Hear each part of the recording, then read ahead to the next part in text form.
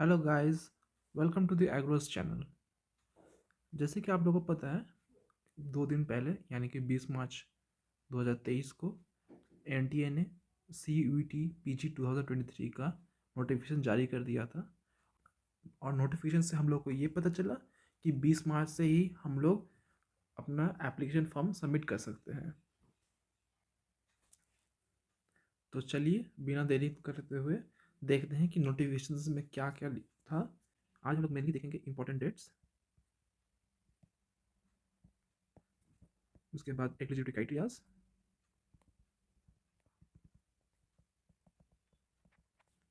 उसके बाद कितना फीस लगेंगे और जो यूनिवर्सिटीज़ पार्टिसिपेट कर रहे हैं और एग्ज़ाम का पैटर्न क्या होगा।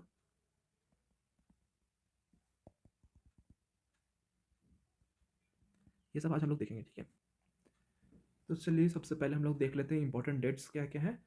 फर्स्ट इंपॉर्टेंट डेट हम लोग के लिए है कि ऑनलाइन एडमिशन और एप्लीकेशन फॉर्म 20 मार्च से 19 अप्रैल तक के लिए अलाउड है, वो भी शाम 5 बजे तक। और last date of successful transaction of examination कब है? 19/4/2023 रात के 11:50 तक, ठीक है। 19/4 यानी 19 अप्रैल 2023। ये याद रखिएगा इंपॉर्टेंट डेट। इसके सिवाय जो फीस स्ट्रक्चर्स है क्या कैसे है, जनरल स्टूडेंट्स के लिए जो फीस है वो 1000 रुपीज़ है। और इस 1000 रुपीज़ से हम लोग कोई भी पेपर का फॉर्म भर सकते हैं, ठीक है। कोई भी 3 कोर्स के लिए फॉर्म भर सकते हैं, 3 एग्ज़ाम दे सकते हैं इसका। और उसके सिवाय एक्स्ट्रा पेपर भरने के लिए हम लोग को पर पेपर 500 रुपया लगेगा, ओके। और वही आउटसाइड इंडिया स्टूडेंट्स के लिए 5000 है for 3 papers test papers, and एक for extra test papers it is 1500, okay. So OBC non creamy layer और जनरल EWS स्टूडेंट्स के लिए 800 रुपीज़ है फॉर 3 पेपर्स, एंड उसके बाद एक्स्ट्रा पेपर्स के लिए 400 रुपया है। और उसके बाद सारे SC ST और PWD सबके लिए ये एक्स्ट्रा पेपर्स 400 रुपये होता है। पर जो एप्लीकेशन फीस जो 3 पेपर के लिए है वो सिर्फ 750 है SC ST और थर्ड जेंडर के लिए, और PWD स्टूडेंट्स के लिए 700 है।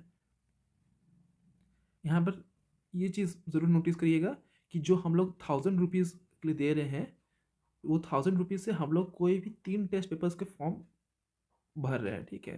कोई भी 3 टेस्ट पेपर, कोई भी मतलब कोई भी 3 टेस्ट कोड का कोई भी हम एग्ज़ाम दे सकते हैं, ओके। और उसके बाद एप्लीकेशन जो है, उसके बाद एक्स्ट्रा अगर हमको कोई टेस्ट पेपर देना है तो उसके लिए हमको जनरल स्टूडेंट्स के लिए 500 रुपया, और OBC नॉन क्रीमिलियर या SC ST और थर्ड जेंडर के लिए 400 रुपीज़, जो कि हम पहले भी बता चुके हैं।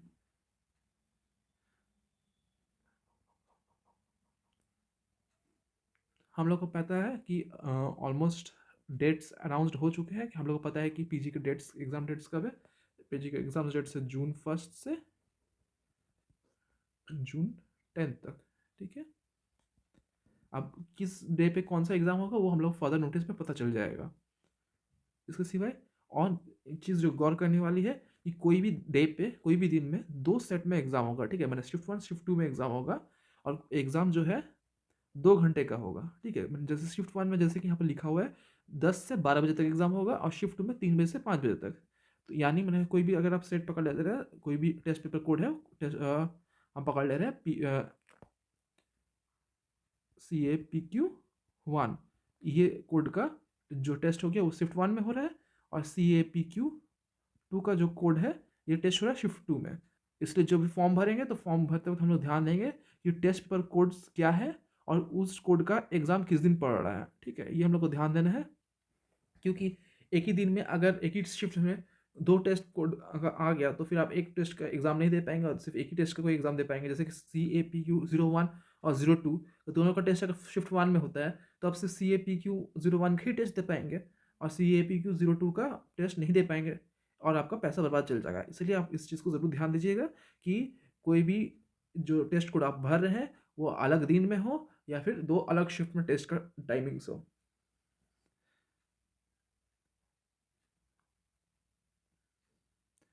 फिर आगे हम लोग देखते हैं कि एग्ज़ाम स्कीम या फिर पैटर्न ऑफ एग्ज़ाम क्या है।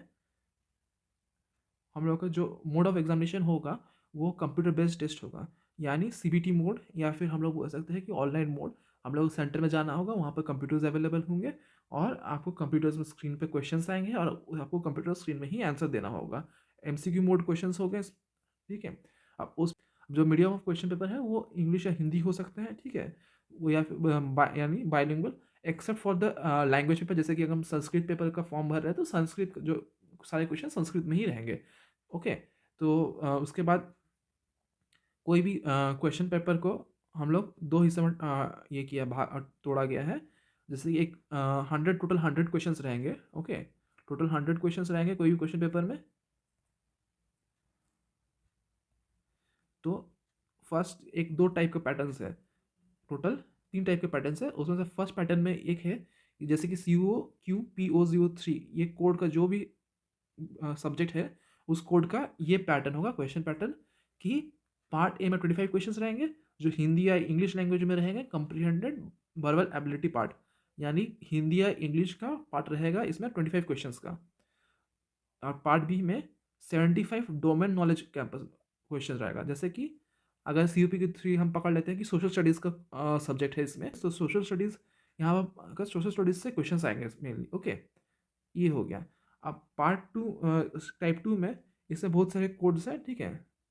इसमें से SCQP01 और ये हम लोग का एग्रीकल्चर स्टूडेंट्स के लिए इंपॉर्टेंट है क्योंकि ये कोड है हम लोग का एग्रीकल्चर साइंस के लिए है। ओके, तो हम लोग का पैटर्न क्या रहेगा, 25 क्वेश्चंस रहेंगे हिंदी इंग्लिश के, जनरल अवेयरनेस के, मैथमेटिक्स क्वांट्स के और एनालिटिक्स के, और 75 क्वेश्चन रहेंगे डोमेन नॉलेज का। अगर डोमेन नॉलेज में क्या होगा, from agriculture question. Okay, from agriculture, agronomy, pathology, soil science वगैरह वगैरह से क्वेश्चन आएंगे। Okay, that is called domain knowledge question. उसका 2 का बी है, यह है नंबर ऑफ क्वेश्चंस क्या रहेगा, इसमें 100 क्वेश्चंस रहेंगे और फिर 25 और 75 डिवाइडेड रहेंगे। मतलब सब क्वेश्चंस पेपर में पार्ट ए पार्ट बी रहेंगे, पार्ट ए में 25 रहेंगे और पार्ट बी में 75 क्वेश्चन रहेंगे। अब 75 question specially domain based question रहेंगे, मैंने आप जिस एग्जाम का पेपर दे रहे हैं उस पेपर का क्वेश्चन रहेंगे। और 25 क्वेश्चन आपका आइदर इंग्लिश सेक्शन या फिर जनरल नॉलेज या फिर मेंटल एबिलिटीज, कुछ भी क्वेश्चन हो सकते हैं, ठीक है, according to the pattern paper, question paper.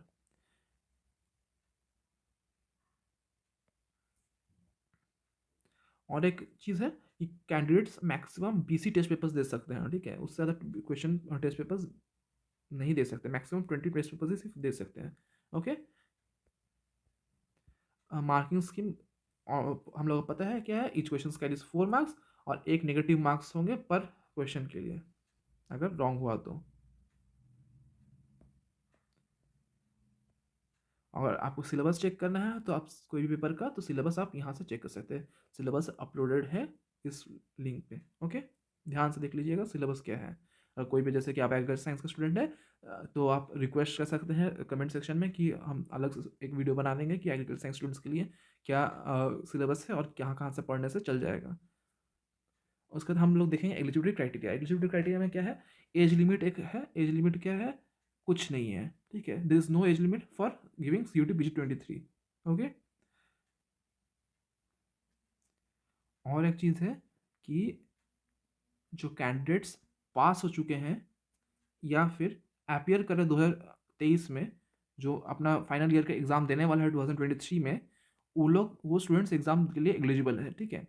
दो चीज़ हम लोग एज क्राइटेरिया है, एक एज क्राइटेरिया में कोई एज लिमिट नहीं है तो हम लोग एज कोई भी एज के स्टूडेंट का भर सकते हैं। और पर एक ही चीज़ ध्यान रखना है कि आप यूनिवर्सिटी के जो लिमिट है, मतलब जैसे कि आप 16 साल का, तो 16 साल के आप CUT PG का एग्ज़ाम नहीं दे सकते क्योंकि यूनिवर्सिटी का मिनिमम एज होता है ऑलमोस्ट एक स्टूडेंट को पास करने में 20-22 साल का लग जाता है। तो आप पकड़ के चल सकते हैं कोई भी यूनिवर्सिटी का 22 ईयर्स मिनिमम एज होना चाहिए, ठीक है।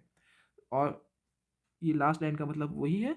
और कोई भी कैंडिडेट एग्ज़ाम दे सकता है जो कि पास कर चुका है अपना यूनिवर्सिटी एग्ज़ाम्स या फिर वो अपियर करने वाला है अपना यूनिवर्सिटी फाइनल ईयर्स का एग्ज़ाम में। ओके, उसका इंपॉर्टेंट ये एक चीज़ है कि टेस्ट सेंटर जो है वो कोई भी जो अपना स्टेट का परमानेंट एड्रेस है या फिर जो अपना कॉरेस्पॉन्डेंस एड्रेस है उसी के अराउंड लिमिटेड रहेगा, ठीक है। मतलब ये बोलना चाहता है कि अगर आप सपोज कर लीजिए आप वेस्ट बंगाल का या फिर झारखंड से या फिर महाराष्ट्र से फॉर्म भर रहे हैं, तो आप के इसी अगल स्टेट का अगल बगल में ही के या फिर अगल बगल का सेंटर्स ही आप भर सकते हैं। जैसे झारखंड स्टूडेंट्स के लिए पिछले साल हम देखे थे कि आप झारखंड में भरे होंगे तो उड़ीसा और बिहार ही दिया दिया होगा form as a test centre. अगर आप बिहार से भरे होंगे तो आपको सिर्फ दिया गया था महाराष्ट्र नहीं, उत्तराखंड और झारखंड और वेस्ट बंगाल। ठीक है, तो इसी चीज़ पे ध्यान रखिएगा कि आपका परमानेंट एड्रेस और प्रेजेंट एड्रेस के ऊपर जो या फिर कॉरेस्पॉन्डेंट एड्रेस है उसी के बेसिस में आपका टेस्ट सेंटर मिलेगा। इसके सिवाय आपको एक डाउट हमेशा सब स्टूडेंट्स को रहता है कि मेरे पास जो हम ओबीसी कैटेगरी के हैं या फिर एससी कैटेगरी के हैं या एसटी कैटेगरी के हैं या फिर ईडब्ल्यूएस कैटेगरी के हैं, तो मेरा जो परफॉर्मा है या फिर जो मेरा सर्टिफिकेट है वो अभी तक बन के तैयार नहीं हुआ है, हमको और टाइम चाहिए बनने के लिए, तो मैं क्या करूँगा? तो इस बार इसके लिए आप एकदम मत चिंता कीजिए। इस बार सीयूटी ने या फिर एनटीए ने आपको एक अलग से डिक्लेरेशन फॉर्म दिया है जनरल ईडब्ल्यूएस सर्टिफिकेट के लिए। ठीक है, ऐसे ही आपका एससी, एसटी या फिर ओबीसी नॉन क्रिमिनल एरिया के लिए भी एक सर्टिफिकेट दिया है, जिसमें आप इसको प्रिंट आउट निकाल के बस फॉर्म भर दीजिएगा और यहाँ पर अपना नाम और सिग्नेचर कीजिएगा। इससे आप अगर एग्ज़ाम देंगे, इसको दे के आप अपलोड कर दीजिएगा वहाँ पर। ठीक है, इसमें लिखा हुआ है कि ड्यू डिफरेंट सर्कमस्टांसेस हम फॉर्म को जब भर रहे थे तब हम सर्टिफिकेट सबमिट नहीं कर पाए, पर बिफोर काउंसलिंग या फिर 1 अप्रैल के टाइम पे हम रिपोर्टिंग के टाइम पे जो है मेरा हम फॉर्म मेरे पास तैयार हो जाएगा। ठीक है, ओके। और जो सर्टिफिकेट हो सारा अप्रैल 2022 के बाद का होना चाहिए।